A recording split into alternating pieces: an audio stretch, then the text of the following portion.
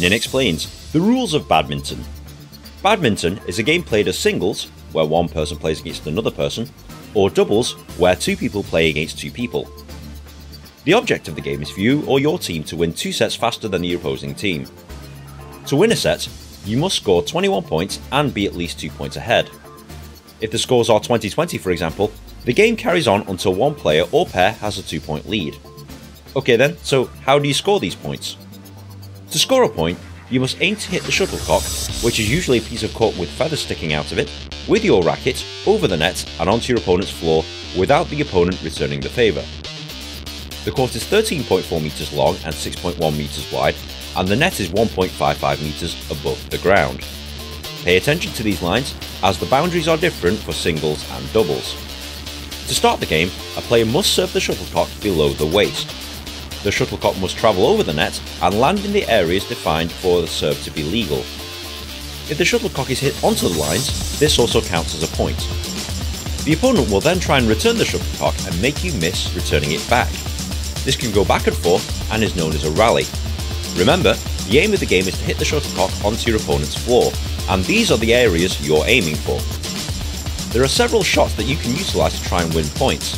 These include forehands, backhands, slice, touch, and of course, smash.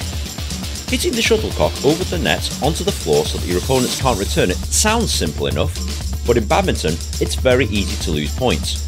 There's a lot of things you can't do in badminton. You cannot hit the shuttlecock outside the area of play. You cannot hit the shuttlecock twice in succession.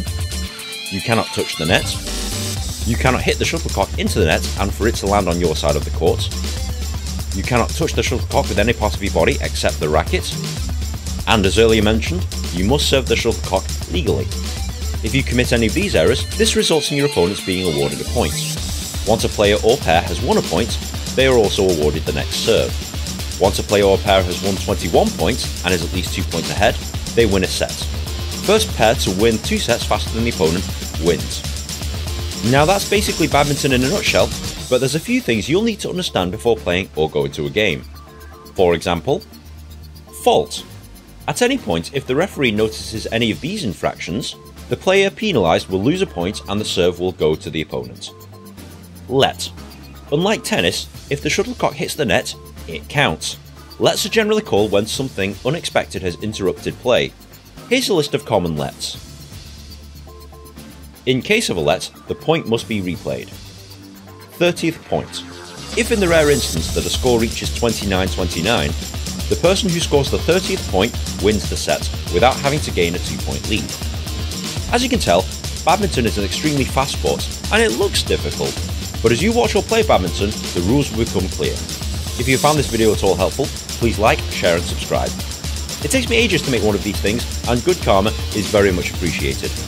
Be sure to follow me on Twitter also, but in the meantime, enjoy badminton.